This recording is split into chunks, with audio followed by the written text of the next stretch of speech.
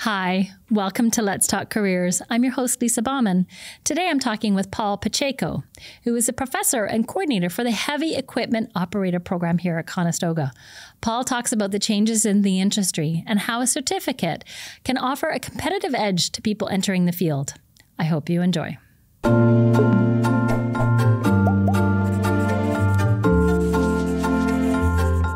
Well, welcome, Paul. Thanks so much for coming in today. I'm going to get you to begin by introducing yourself and also saying your current role and something that you're passionate about.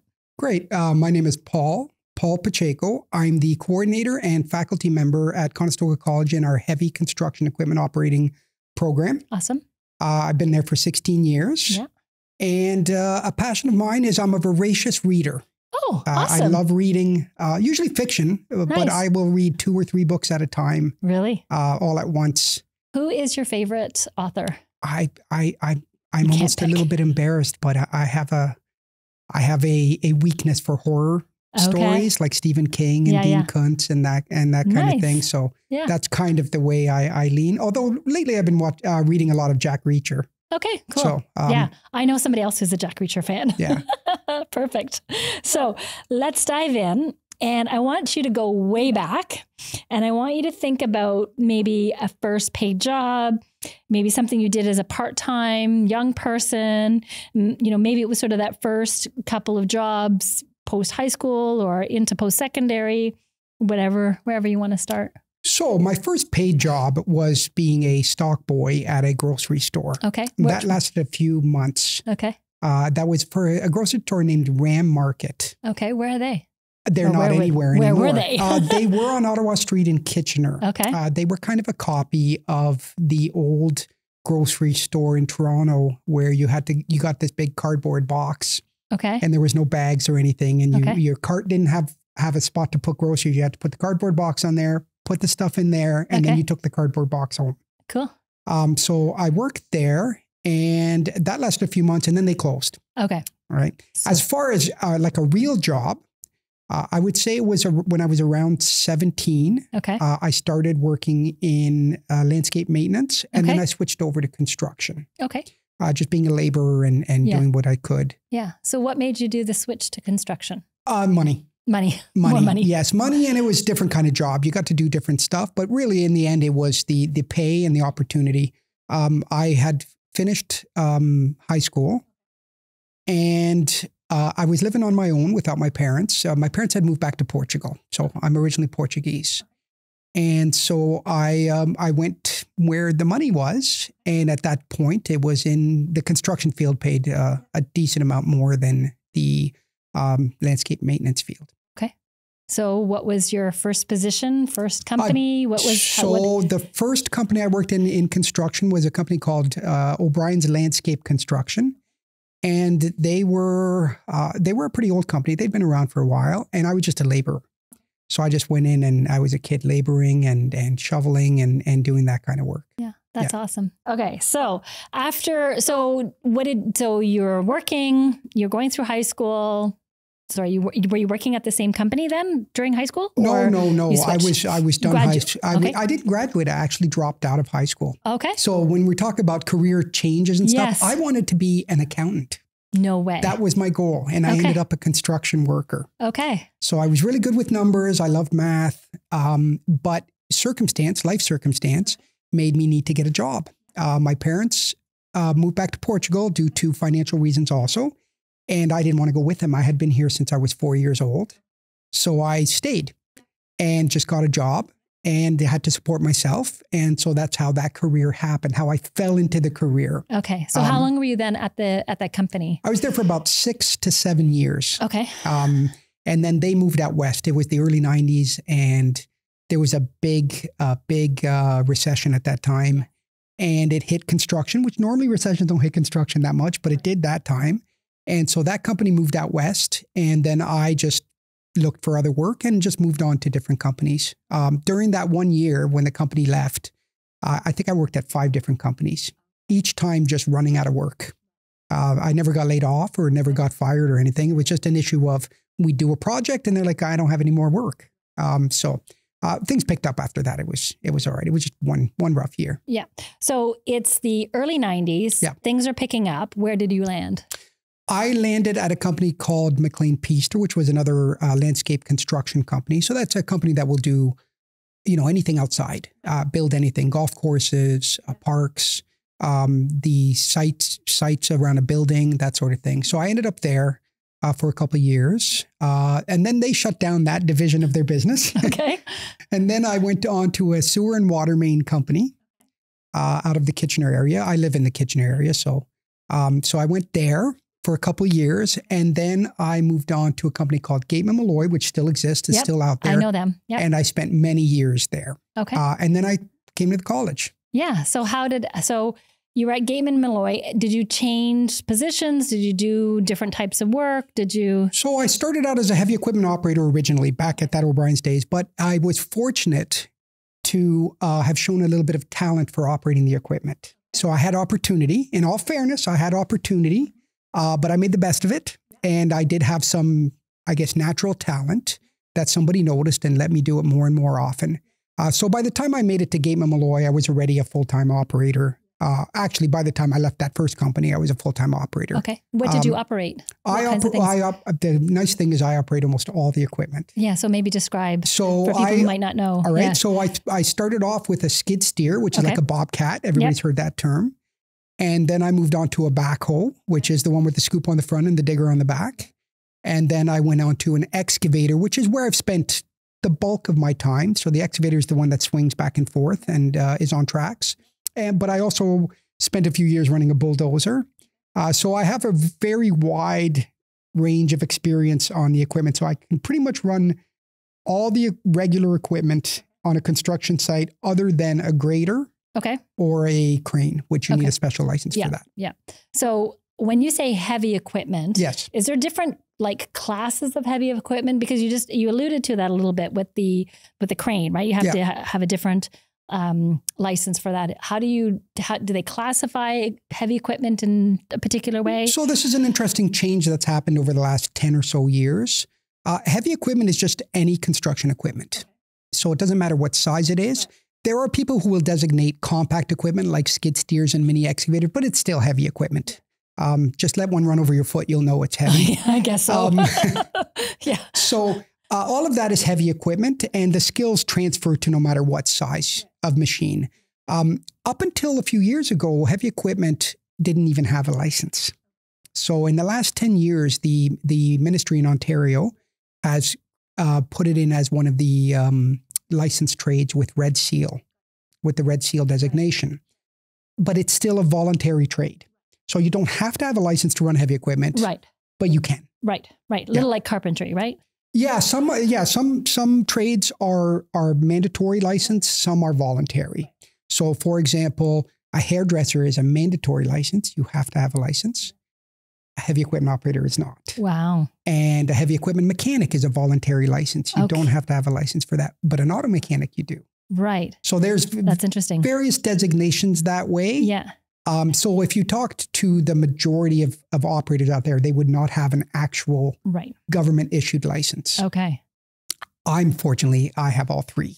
Okay. How did you get that? How did you get those? So I have there's three available for heavy equipment other than crane. Crane is different.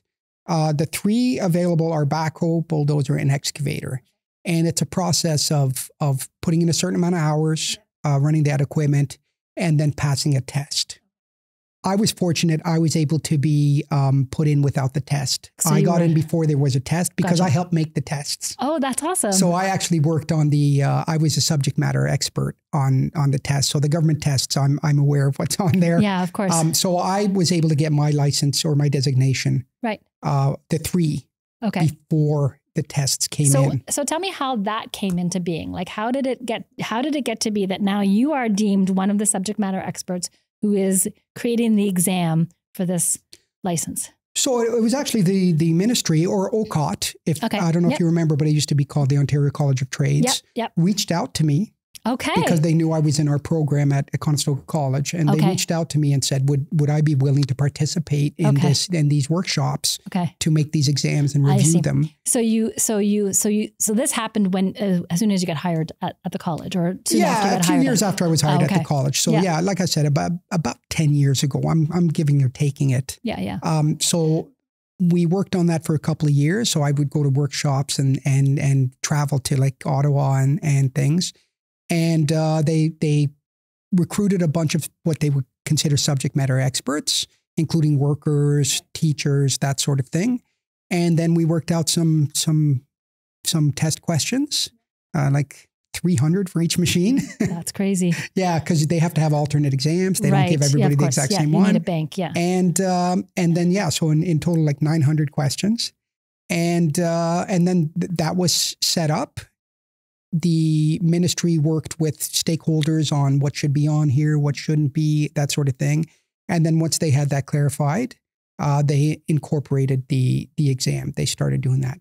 But before that exam happened, I was already getting my, just from previous experience. Right. Yeah, your license, they were, so all I had to do was pretty much get my previous employers to sign off that I had done this. Yeah. And they're maybe based on the number of years of experience. It is. It's years of experience and tasks. Right. Because no two heavy equipment operators have all done the exact same thing. It's such a varied field, which is part of the appeal of it, that you could spend 20 years running a piece of heavy equipment and never install a sewer or a water main. Or you could go the other way and spend 20 years installing sewers and water mains and never hoist a wall. So there's so much variety that's why they had to have such a broad range of questions and to make sure everybody could have an opportunity. Yeah, that's cool. So let's just go back a little bit and tell me how you made this switch from working in, I think you said it was Gateman Malloy, to working to Conestoga. What was the... So this is a little bit of a long story. Yeah, we got time. But for young people, this is a good idea. I like to tell my students all the time, you don't know where you're going to end up. Exactly. Your first job is not your last job. Certainly not. And so you have to make sure you're there for opportunity when it comes. It's another reason to attend. So what happened with me was when I was at Gateman Malloy, I volunteered to be on the safety committee. So that was step one. During that time on the safety committee, it was determined that the company didn't have enough equipment or safety training. So I volunteered to try to research and find somebody to do this teaching. Now, I was already an operator, so it wasn't like I needed it, but they were having a lot of damage on equipment, not being maintained properly, that sort of stuff. So once I found somebody or a couple of places that would do the training, the cost was prohibitive for the company. They decided, that's really expensive, $3,000 each student. That's crazy, right? So I said, all right, I'll just make something up. I'll design a little training session for us to do every winter for our current employees and any new employees. And I will do that. And I'll also do the women's training. So I took a couple courses at Conestoga College, trained the trainer type things and training adults. And so I kind of made this yearly training program for our current employees. So you were a solution to a problem. Yes. 100%. Yes. I figured out. Yep. And then when I compared it to the offer that the trainer who had given us that pricing, I discovered, hey, I'm covering a lot of this stuff myself. So I guess I got the right idea here.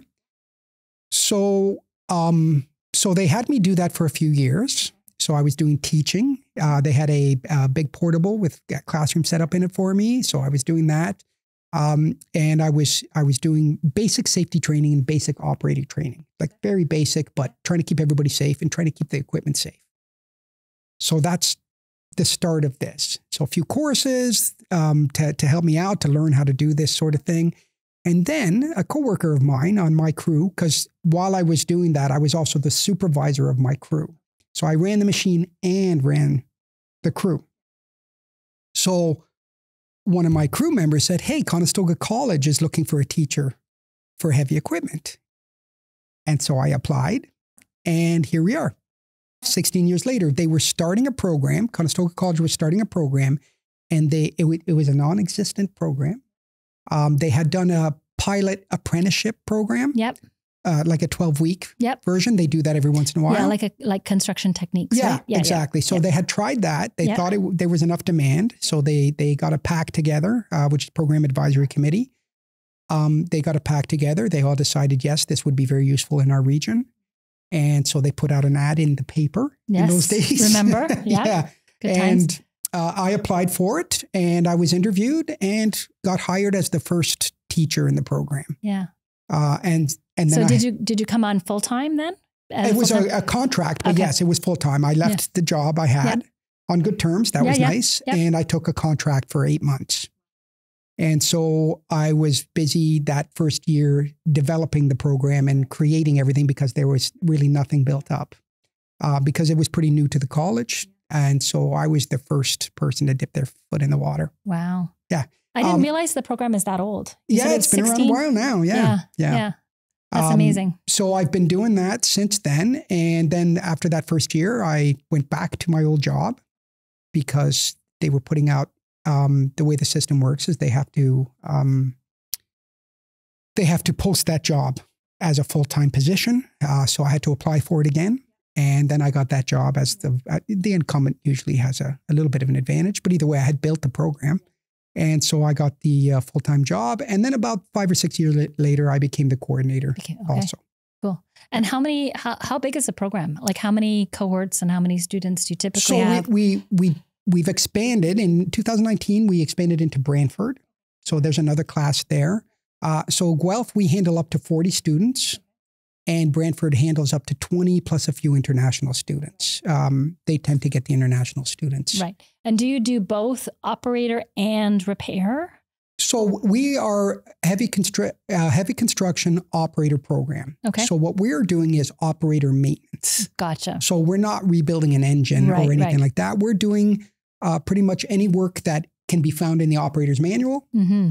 We can do. Right. Which gets into oil changes and fluid changes and that sort of stuff.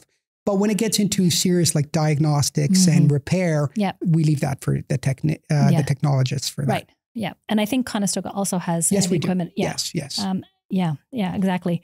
So as you were going through your career and you were sort of moving from position to position, you found these moments, right? You took up these opportunities to kind of fill a problem or a solution, right? Along the way. Was there any other kind of like key or pivotal moments that really showed you this is the direction that I should be going into? Well, I can say that when I was in that first company we talked about, that I was there for about 6 years, in the first couple of years, I had an opportunity. The company brought in a surveying teacher on weekends. So surveying is what you see people doing at the side of the road. So they brought in a teacher to teach basic surveying and blueprint reading. And what they offered was you can come in on Saturdays for 5 weeks and take this course. We're not going to pay you, but we'll pay for the teacher. It's voluntary. Come in if you like. I was, I think, 18 at the time or so. And I said, well, I'm getting in on this because I decided that looking through a telescope was a lot better than shoveling. And so I said, well, let me see what I can learn. And I would say that that's the point I went from being just a worker who's trying to get through the day to the point where it was, this is my career and I want to do as much as possible during the day. Okay. What do you think it was that kind of made that switch for you? More responsibility. As soon as I could do certain things, they wanted me to do certain things. Right. So once you demonstrated that you were willing to do it and willing to try it and make mistakes, which was okay, and take feedback and that sort of thing. Once I showed that ability, it was just expected or encouraged. And so I was able to move up the ranks both as a heavy equipment operator and as somebody who would be a foreman or a lead hand or whatever. I could be left in charge of things because I had knowledge. I try to tell my students all the time that this part is great when you're operating heavy equipment, but this is the part that really matters. This is the part that will move you ahead. And so the more you can get this involved, the better off you'll be. Yeah. So along the way, did you take any other courses around like, managing people or leading people? I did. At Conestoga College, actually, because I'm from Kitchener. I took a supervisor course. I took, again, the training courses. I took occupational health and safety course. So I just found little things that would help me out just in case. And that was my whole idea was you have to be ready for opportunity. And if you're not ready, then it's just a dream. There's no real opportunity if you're not ready for it. So I could say, oh, I want to do this someday, but if I don't prepare for it, how am I ever going to take that opportunity? Yeah. It's a quote. It's kind of a quote kind of comes to my mind that I often share with my students, which is luck is when preparation meets opportunity, right? Because you need to be ready for that, right? And finding those moments that said, oh, here it is. I'm curious. I want to get at it. Get going and keep at it and keep trying. I can say that the reason I got the Conestoga College position was because on my resume they looked at it and said, "Oh, this person's already done some teaching, has already been in front of a classroom, has already developed some material." And that allowed, even though it was much smaller sample, it allowed them to say, oh, this person is interested in that. And again, that's the part of I was just looking, if there's ever an opportunity, I want to be able to take it. Yeah. You talked about kind of like needing to find a job, and doing this sort of for survival, right? So it's sort of like you fell into the industry. Yes. Why did you choose to stay in the industry? I was going to say, why did you choose it? But we already sort of know that. So why did you choose to stay in the industry? I would guess that part of it is the old golden handcuffs. Okay. Once you start getting good paychecks, sure. You start liking the good paychecks. We all like money. I had limited other choices at the time. Okay. Right. Especially when I was young. And of course I had a young person's mind. It's like, oh, I'm getting a paycheck every 2 weeks. Great. And it's a decent paycheck. And then again, at that time where I suddenly started thinking I need to get more done in a day, not just I need to get through the day. I discovered that I like the work. I like operating equipment. I like being on the construction site. I like the variety. I don't want to do the same thing every day day in, day out. So that's really what made me stay. Is in the end, it was a good job. It was exciting. It was satisfying, and it paid well. Considering I didn't have a university degree or a college degree or anything like that, it was like great. Oh, by the way, I should add that later on I got my GED. Okay. I did get that. I did discover that. I said, I should get that. And I did go back and get it. So the idea was that, once I got into it, it's like, wow, this is really a good job. And as I moved up, it became even better. With more responsibility, I like the challenge. I like the idea of getting something done. I can drive you around Southern Ontario, show lots of things I built. Worked on. Yeah. What part did you focus in on in the industry? What, did you, because like you said, it's so varied. Yeah. Maybe you could kind of describe some of the options that people have, and then what did you choose? So the industry has tons of options. You could work at work at a landscape company that builds landscapes. You could work at a road building company. You can work at a underground company, which is what we call sewers and water mains. That's underground work. You could work in residential, dig footings for houses and backfill them and that sort of thing. You can work at quarries or pits where you're just loading material and moving material around and doing that sort of thing. There's so many. I ran an excavator most of the time once I moved up to it. And so my specialty was underground work, sewers and water mains, and wall building. Wall building. Yes, with those big natural stones. Oh, okay. So they're called armor stone. It's armor stone walls. Yep. So that was another one of my specialties in my crew, where we would go in and put these 5-ton stones up and stack them. So the nice thing is the underground work was very scientific, a lot of math involved. And the armor stone work added the art. Creativity. Yes. Right. So I enjoyed that kind of stuff. So when you're doing the stonework and the walls and something called shaping, which is making shapes out of the ground, right, there's art. Yes. So it's not just numbers. When you're doing the underground, it's mostly numbers. Wow. Yeah. Yeah. I didn't ever think about it that that way. Yeah. That's awesome. So when you see a golf course and somebody's built a golf course, a lot of that is art. Yeah, of course. The difference is it's not a paintbrush, it's a bulldozer. Yeah. So when you're shaping, you can paint with a bulldozer. Yeah, exactly. That's awesome. I can write my name with an excavator if I need to. It's not a big demand for that. No, I guess not. But the idea is like, I can make the shape you want me to make, like a sculptor, but with a big excavator. Yeah. So there's that was the nice part. And of course, even if I'm doing underground all the time, every next line of pipe or water main is different. The soil is different in every spot. The area is different everywhere. The depth is different. So there can be some big challenges and a lot of real satisfaction when you're done the work. What's the biggest project you worked on? I've worked on a lot of projects. Yeah, if you may remember this, if you're from the Waterloo area. Okay. There was Rim Park, which was Millennium Park in Waterloo. Yep. So I built a creek through the whole park and the golf course. No way. Just me and one other person. Okay. And so if you go back there now, you'll see that same creek. That same creek. So I built that. So I worked on that project, which was a pretty big one in the year 2000. Yeah. But yeah, I've worked on a lot of jobs. The ice rink at Waterloo Town Square, I did all the underground stuff there. So there's many different, it's hard for me to name them all. Oh, I know. Here's a good one. Tell me. A little bit of coincidence. Our new trades campus. That used to be ATS. I helped build that campus before it was a campus. So when they said they bought it, it's like, I did all the work there. I know. Yeah. I put all the underground. I put all the water mains in, all the sewer work, all the manholes. I prepped for the asphalt. I dug for the building. That's awesome. So there was that little relation. As soon as they said it, I'm like, hey, I know everything there. I know that. Yep. Yeah. That's cool. So talk to me a little bit about what graduates of the program might expect when they finish with their certification. Kind of going, what are some of their sort of first jobs look like? So again, because the industry is so varied, it's hard for me to put an exact description on here. I would say about 50% of the students will be on equipment 50% or more of the time. All right. So half our students right out of school, they're at least going to be on the equipment half the time, which is great because that'll put in quite a few hours and get experience, because that's really the big thing is experience. Maybe 25% of the students will be on a machine full time.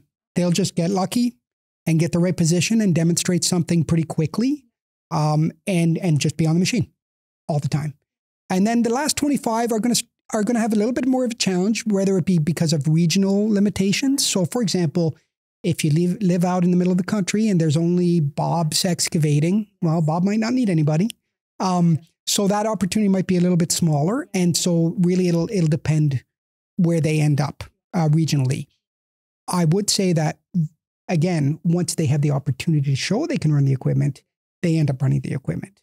So yeah, as I said, 50% would be half the time running equipment, the other time working.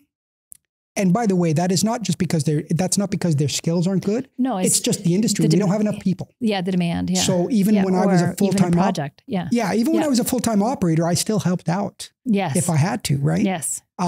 So that's what's happening with that 50%. The other 25%, they're going to end up at a pit or get lucky and work at some company where they needed somebody right away. They shone right away and away they go. Yeah. So actually, yeah, that leads me to another good question, which is around like what types of industry can students go into, like private, maybe unionized, maybe you could describe a little bit about the different places. So, and that actually leads to a point I should make too. So going back to the apprenticeship or going back to the getting a license or getting a journey person designation. So there's two ways to do that. And there's either you can work your hours, not register as an apprentice, work your hours, challenge the exam, and away you go. And then you get your journey person designation. The second way is to get your employer to register you as an apprentice. Then you work your hours and then you challenge the exam and away you go. So you can be registered as an apprentice to do that. And our program, even though it's not an apprenticeship program at Conestoga, ours is considered an exemption from the schooling portion of the apprenticeship. So our graduates can go into the ministry's office and say, "Here's my certificate. I don't need to go back to school. They're done." So there's that way to do it. And last but not least is to go to a union, the operators union, take their apprenticeship course, get their training, and then go through their apprenticeship technique. Either way, none of it is mandatory. It is a little bit easier to get into the union and do that sort of thing and be in a union job if somebody just from a union company hires you. Right. Because then they can get the union to let you in. Right. All right. Right. You can't just join the union. Yeah, I was going to say, you have to be with an employer first, though, right? That's the best way. Yeah. Now, if you've been operating equipment in a non-union position and you go to the union hall and you say, I want to join the union, they'll let you. They're going to charge you a couple $1,000 and they'll let you. But I would recommend for everybody, and this happens to some of my students become union operators, some don't. I would always tell anybody, your best bet is to get some experience non-union first. Do that work because you'll have more opportunity to run the equipment. And then if you have an opportunity to sign up with a union company, that's the way to go. So it really depends where you're at and what area you're in. If you're in the Toronto area, you're going to have to get into the union sooner or later. London is the same thing. Other places you don't need to. And the truth of it is nowadays, a lot of non-union companies are going to have pretty close to union benefits and union pay to stay competitive. So that is what I would say. There's really no big difference, but I would say non-union, you'll have more opportunity at the start. Right.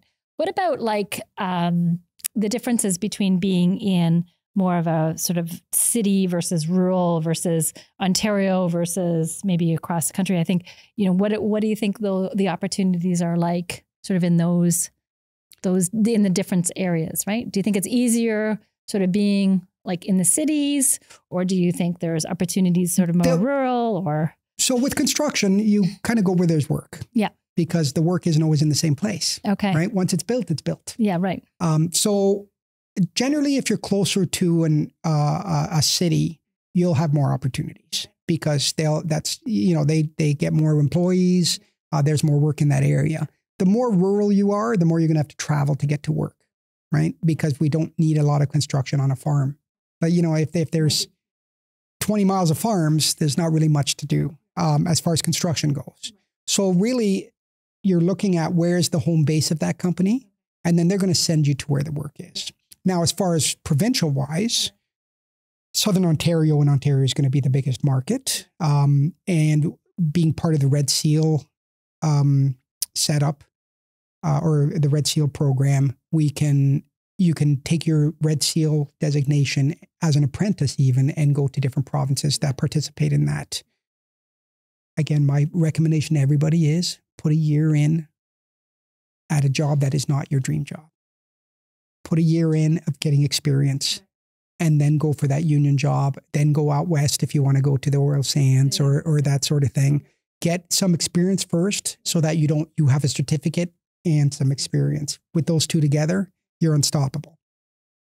Either one by itself might not be enough. So that would be my recommendation. I tell students all the time, I'm like, take the lower paying job that will give you more machine time for that first year. I know it's hard to do, but do that.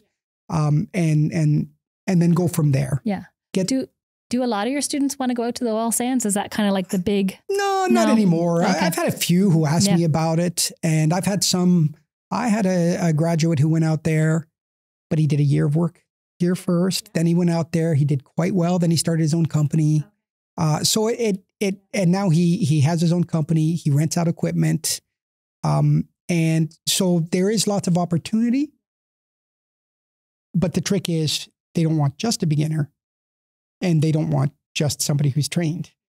They want both. Again, build up your resume a little bit with work that's available to you and go from there. Where do you think the industry is going? Like why, if a young person was thinking about going into this industry, what would you say to them? What would be the pieces? It's fun. It's fun.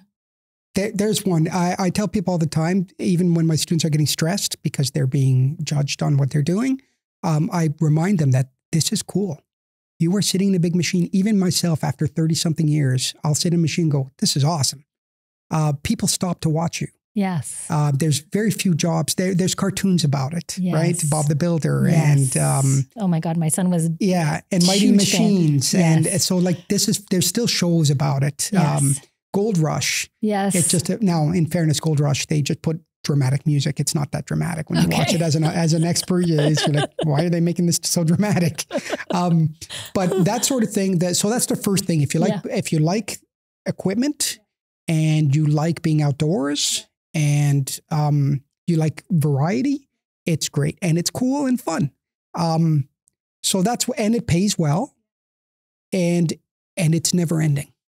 So the idea is because there's so many variants of what you could be doing, it's such a transferable skill, because you could work at the dump with a bulldozer, but you could also work on a golf course with a bulldozer. You could also work on a snow dump with it, or you could be backfilling trenches. There's so much different work you could be doing.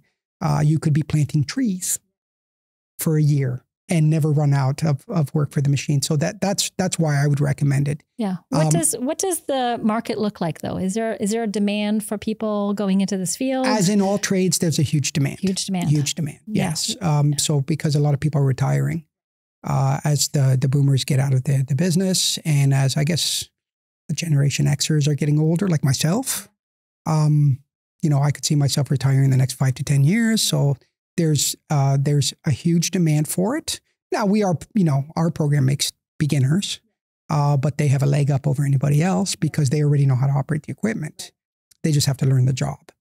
But there's a huge demand, and we have a very high employment rate, 85 to 90% within a month of program ending, sometimes even before that. So we are, I'll use the term customers, which is employers. We have repeat customers all the time. Anybody who was hired from us in the past tends to come back and hire more. Yeah. So we do well that way. Yeah. Yeah.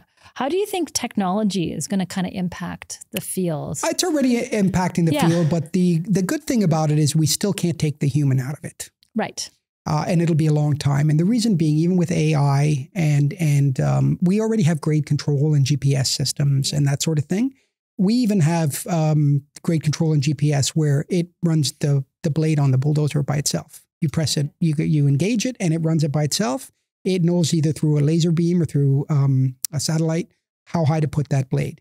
The problem is the blade doesn't know if there's dirt in front of it, or it doesn't know if there's too much dirt in front of it, or it doesn't know where to put the dirt or the material.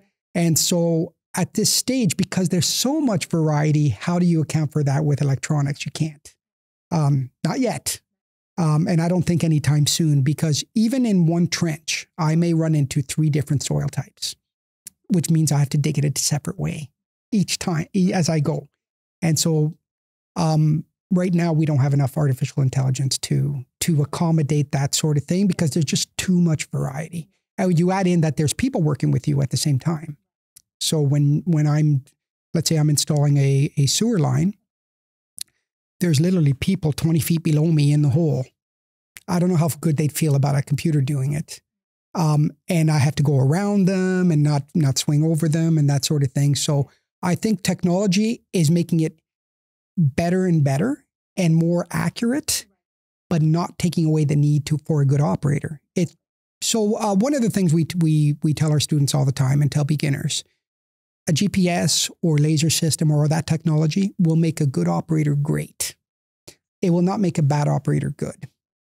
That's where the line is. So it can take somebody who's already good at it and really make them shine. But it will not take anybody who's bad at it and make them good. It just doesn't work that way. Yeah, yeah. How has the technology changed from the time that you started on the machines to now? The machines themselves have changed quite a bit. Mm-hmm. They've become operator-centric. Okay. What does that mean? So what I mean is, in the old days, I hate to say that, but back in the day, the machines were it seemed purposely designed to make you not want to be in there. So the seats barely moved. There was no air conditioning. Everything was just like, it was a chore. Over the last 30 years, you get into a piece of equipment now, you are getting into, a BMW of equipment. So now it's 16-way seats and climate, not even air conditioning, climate control, set it and forget it, Bluetooth connections. We have a screen that if you wanted to, don't do it while you're operating, please, but you can put your USB and watch a video if you like. If you need to. If you need to. I'm not sure maybe why. at lunch or something, Yeah, you want some okay. entertainment. Yep, fair. I don't know. Yeah. They have now GPS systems attached. They're all, you're familiar with OnStar on GM vehicles. So all the equipment has that. It's not called OnStar, but each one has that. So you can track what gear they were in, how long they've been operating, how fast they were going, if there's a breakdown as far as something that can be monitored electronically. So there's so much electronics built in now. We've gone, of course, to Tier 4 engines, which Tier 4 engines means that there's no particulate matter or virtually none. Air going into the engine comes out cleaner than it went in because the Tier 4 is such a high level. And we're not talking about carbon monoxide. We're talking about soot, the big black smoke. So that has changed quite a bit. Now we have electronic things on the machines that can show you where your bucket is underground. It's a cartoon. That's awesome. Like it's a digital version, but you can attach that on there so that you can see if you're right at the right depth and that sort of stuff. So things have changed a lot for the equipment, but the biggest thing is now the equipment is designed to keep the operator in there as long as possible, which is probably the right way to go. So again, if you can set up your seat any way you want. Everything is very low effort, trying to reduce repetitive motion injuries. The average excavator operator will move his arm 10,000 times a day. I shouldn't say his, I should say their, because I have lots of female students too. Not as many as I'd like. We'd like more. Okay. Get them in there. Jill of all trades. Well, that's exactly it. Yep. Maybe that's where we've seen each other. Maybe. Yeah. So yeah, the technology has changed quite a bit. And that's not even including the things like grade control and GPS systems to help run the machine. It's day and night. In fact, to be honest with you, I tell my students all the time, they're very spoiled. It's hard to buy a bulldozer without a cab on it now. Yes. When I started, none of them had cabs. It was open air. Awesome. Enjoy. Yep. So it has changed quite a bit. Yeah. So if people still have that vision of a dirty, filthy machine that is uncomfortable to sit in, no, that's not what it's anymore. Like. If I put you in a newer machine, you'll be shocked at it. Wow. Some of them have like tablets, like iPads. Yeah. That you do everything on the tablet. That's awesome. So it is quite a bit different nowadays. Yeah. That's cool.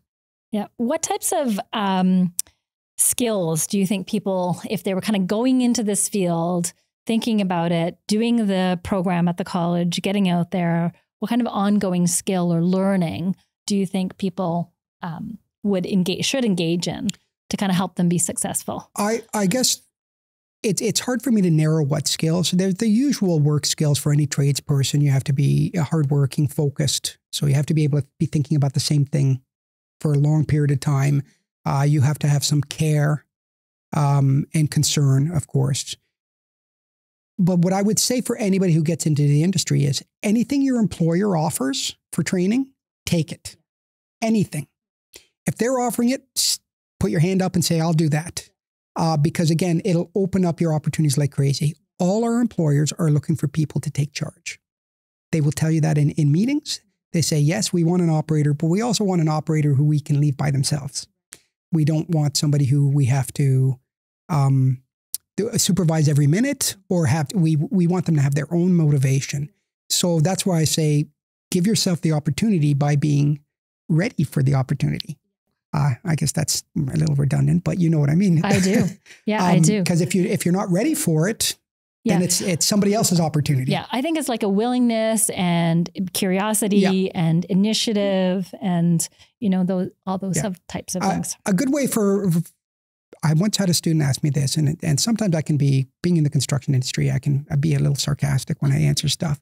I had a student, we teach surveying in our program, or introduction to surveying. And I had a student ask me, isn't there somebody on the job site who will know how to do this?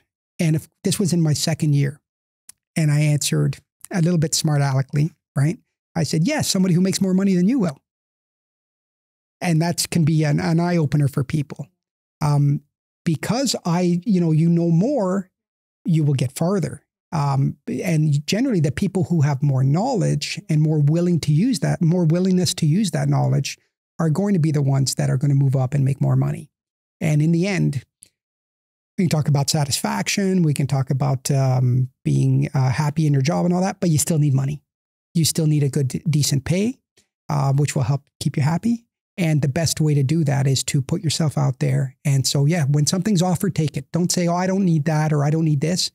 I got to be honest with you. Sometimes I've taken courses just to see how the teacher teaches. Okay. Just like a little bit Why not? I'm going to see how they do it. Curiosity. Yeah. Yeah.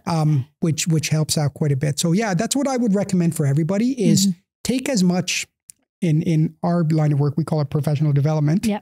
But take as much of it as you can. Put yourself out there. Yeah. And try to do stuff maybe that you're not comfortable with. Yeah. Yeah. What would be next for you as you think about, your next bit of your career? What would be the next thing you'd like to? Gosh, that's a tough question. I like the teaching. Yeah. I'm very happy with it. We all dream of retirement and that sort of stuff. Of course, I have that coming too. Yeah. I'm okay where it is. Yeah, that's a tough one, my career wise, because I've I really like where I am. I used to have, my product used to be walls and underground, and now it's students who get jobs. So there's no bigger satisfaction than hearing from a student, 6 months later saying, I love my job and I'm doing really well. And I really like when they say, remember how you kept saying this? You were so right. Yes. I love that part. That's a good part. Yeah. So I don't think I'm going to go anywhere. No. As long as I have this opportunity. Yeah. What about retirement? What would you do in retirement? That's a tough question. Okay. Because I don't know. You don't know. I do not really have too many hobbies per se, so I'd have to develop one. Maybe other than the reading. Pardon me? Maybe you're reading. Yeah, but I can't sit on a couch forever reading. No, I guess not. So I'm going to have to figure something out. I don't golf. I built lots of golf courses, but I don't actually golf. Yeah. Sometimes I think I wouldn't mind getting into something. I've talked about this. I would even consider working at the college part-time. Right. As just a fill-in at certain, especially when we're doing our field work. Mm-hmm. So if I could be a helper or a technologist during that point, I would consider that sort of thing. Yeah. I like being around heavy equipment. I like all that. Even when I have a lighter schedule, I still go into the school and I'm there to see what's doing. So it's hard for me to say what I would do. I would travel, of course, and that sort of thing. But as far as anything solid that I would be doing all the time, it's hard for me to say. One of the downsides, I will say a downside to this career, not the teaching part, but the operating part is you work when the sun is out, as in there's a lot of hours involved because you have to make hay, as they say. When the sun shines. Yep. And so unfortunately that can restrain a little bit of hobbies and that sort of stuff. But having said that, I have lots of friends who have hobbies and do stuff. It's just, I haven't really developed any. Yeah. What advice would you give to students if somebody was thinking about a career in this area? What advice would you give to students? I would say that despite what industry would tell, some people who don't know any better in industry would say, oh, you don't need to go to school for that. I would say, yes, go to school for it because it'll give you a big boost in your career because once somebody sees you can run the equipment, you will run the equipment. That's what happened to me. So the idea is that you'll have the opportunity to run the equipment. If you just go out and go to work, you may never get that opportunity, right? The foreman might like his cousin to run the machine, right? Or his buddy, or the company doesn't encourage new people to run the equipment, or so forth and so on. I worked with a guy. And I said, hey, you want to run this backhoe? You want to try this out? And he said, no, we're not allowed to at a certain company. He goes, well, the company doesn't let you. And I had just started there. And I said, so how long have you been at the company? He goes, 5 years. And I said, you've never tried the backhoe? And he's like, no. And there's an example of, you may think, oh, I won't go to school. I don't need to do this. You can't learn that at school anyway. And, but you may not have the opportunity otherwise. So at least when you go to school and get the training and certificate, you have something to offer when you go to work. And like I said, we have an 85% employment rate. Yeah, it adds credibility, right? Yes, absolutely. Yeah. Especially at our Conestoga, we're at Conestoga College's program, we're very successful with that. The the more you can know how to handle the equipment and already be ready for the safety and all the other aspects, the farther you'll get in. Yeah. So instead of being on the bottom of the ladder, you might be a quarter of the way up. Right. Right. Gives you that little bit of an edge. Yeah. Because there's no shortage of beginners out there. Right. But are there good beginners? Right. So that's the ones you want to be. You want to stand out. So that's what I would suggest to people is do that and be patient. Be very patient. You may run a machine today and tomorrow you're going to hand dig with a shovel because you're a beginner. When somebody says, oh, let me do it, that just means they have a certain amount of time it needs to be done and they need somebody with experience to get it done in that amount of time. Be patient. It doesn't mean you're doing a bad job. It just means that there's other restrictions here that they can't just let you do it. And of course, the last one I tell is don't be overconfident. Right. Don't put yourself in a pickle. I see. And get your machine in trouble. Right. Because you overestimated your ability. Yeah, exactly. Yeah, gotcha. That's a thing too, because remember, you may be sitting on 25 tons of iron and a lot of bad things can happen. So the trick is be confident, but cautiously confident. That's the way I would put it. And yeah, the patience is a big thing. I do have younger people and students who will be like, oh, I've been here for 3 months and I'm not even on the machine all the time. I'm like, yeah, that's reasonable. That young people, and including when I was young, expect everything to happen so fast. Everybody has a short attention span now, right? So I would say that to them is just be patient. And for goodness sake, show up every day. Yes. Show up every day. For goodness sake. And remember, be there early. Yes. 10 minits early. That's a good idea. If you're on time, you're late. That's right. That's the... I think I know where that one comes from. If you're on time, you're late. Stop it, right? Yes. So that's what I would recommend to everybody. Awesome. Yeah. Thank you very much. You're welcome. Thanks for having me. Yeah, this has been a great conversation. Great. Wow, what a great conversation. Thank you for listening to this episode of Let's Talk Careers. If you liked this episode and want to hear more, follow us on Spotify and subscribe on YouTube. See you in the next one.